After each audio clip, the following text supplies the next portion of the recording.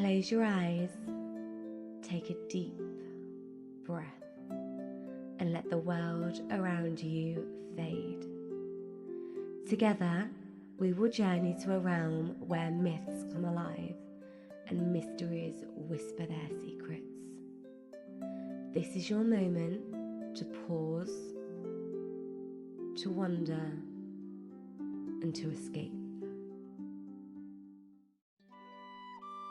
The Talking Head of Conall Cernach. The Last Battle of Conall Cernach. Conall Cernach was one of Ulster's greatest warriors, valiant, proud, and fierce in battle. He was known not just for his strength, but for his unwavering loyalty to the Red Branch Knights and the heroic deeds he accomplished in their name. But even the mightiest heroes must fall. In a battle shrouded in mist and blood, Conall met his end. The enemy forces, having plotted for his downfall, overwhelmed him in numbers, and though he felled many before he fell, he could not escape the fate the gods had woven. His body was slain, but the story did not end there. A head that would not die. The enemy severed Conall's head and brought it back as a trophy, expecting silence, decay, and triumph. But as the warriors toasted their victory, the head of Conall opened its mouth and spoke. Gasps of fear echoed through the hall. The dead warrior's voice was calm and steady, as if death had not stilled its tongue. "You may take my body, but my spirit speaks still," he said. His head was placed in a sacred chamber, guarded and revered, but feared most of all. For Conall would not stop speaking. He told of his past battles, of fallen friends, and ancient wrongs. He whispered names long forgotten, and truths some would rather keep buried. The power of story beyond the grave. Word of the Talking Head spread far across the land. Kings and druids came to hear it. Warriors would kneel beside the head and weep, hearing their own deeds reflected back in mournful tones. To the druids, Conall became a vessel of prophecy. To the poets, he became the keeper of memory. And to the people, he was a ghost of glory, a voice reminding them of courage, honour, and the cost of war. Yet Conall's head did not always speak of battle.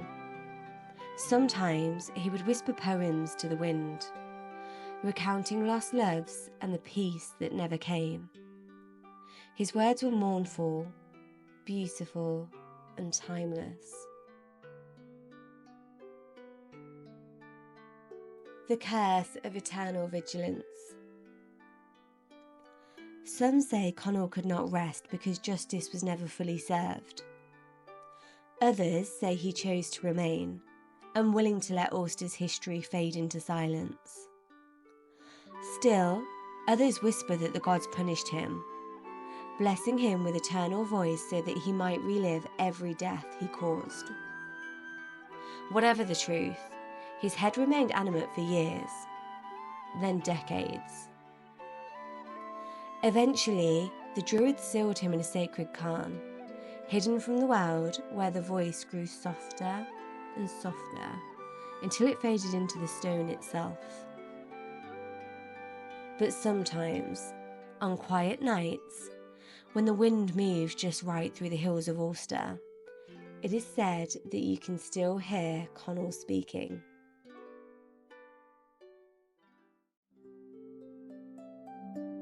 A lesson in legacy and the echoes we leave.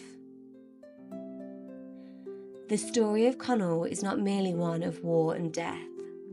It's a haunting reminder that what we say and do lives on beyond us. Conall's words survived his body.